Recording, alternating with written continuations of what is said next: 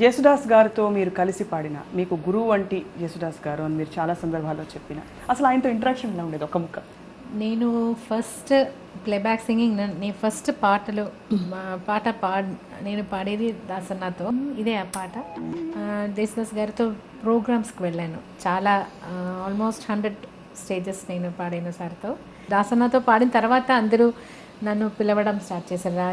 మలయాళంలో especially Ravindran master రాజా sir దాసన్నతో పాడే ప్రోగ్రాంలో ఒక కొత్త అమ్మాయి ట్రై చేద్దామని వాళ్ళకి ఒక నమ్మకం వచ్చినదే. దాని తర్వాత నా ప్రొఫెషన్ స్టార్ట్ చేసినదే దాసన్న దయ వల్ల. కరెక్ట్ చేస్తుంటారా మీరు పాడుతుంటే? ప్రోగ్రామ్కి వెళ్తున్నప్పుడు అన్న ఏం చెప్తారంటే, ఏదైనా ఒక కీర్తన ఎప్పుడూ నేర్చుకుంటున్నారు ఉంటారు. త్యాగరాజస్వామి బుక్ ఎప్పుడు చేతిలో, దాని నుంచి కొత్త కొత్త కీర్తనాలు అప్పుడప్పుడు హీ ట్రైస్ టు లర్న్. అప్పుడు ఏం చెప్తారంటే, ఇంకొకరికి నేర్పిస్తే తొందరగా అర్థమవుతుందని నన్ను పిలిచి అప్పుడప్పుడు ఏదైనా ప్రోగ్రామ్ వెళ్ళిన టైంలో ఏదైనా ఒక పల్లవి అయితే ఎప్పుడు విజిటర్స్ వస్తూ ఉంటారు చూడడానికి, ఎక్కడ ఏ ఊరు వెళితే కూడా.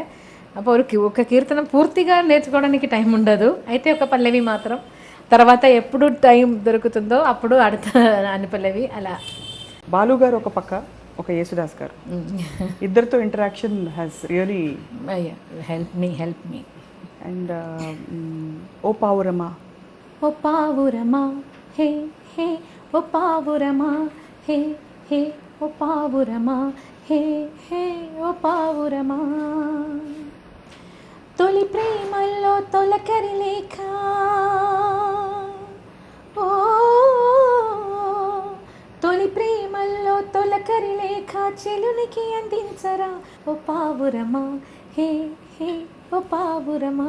ఇంత గొప్ప కీర్తి ప్రతిష్టను చూసిన మీరు ఇంకా జీవితంలో ఏమన్నా ఇలాంటి పాట పాడాలని కానీ ఏమన్నా ఆశయాలు మిగిలిపోయినాయి మీకు? యాక్చువల్లీ 7 years కర్ణాటిక్ మ్యూజిక్ నేర్చుకున్నాను. అప్పుడు కూడా నేను ఇంకా కాన్ఫిడెంట్గా నేను కాన్సర్ట్ ఏం చేయలేదు కదా. అది నాకు ఒక పెద్ద కోరికగా ఉంది, ఎప్పుడైనా ఒకసారి చేయాలి. దానికి ప్రాక్టీస్ చేయడానికి టైం దొరకలేదు. క్లాసికల్ మ్యూజిక్ మీద కాన్సన్ట్రేట్ చేసి ఇంకా ఎక్కువ క్లాస్కి వెళ్ళడానికి నాకు టైం దొరకలేదు. ఇంకా కొంచెం నేర్చుకోవాలి, తర్వాత కాన్సర్ట్ చేయాలి, మంచి గజల్ పాడాలి.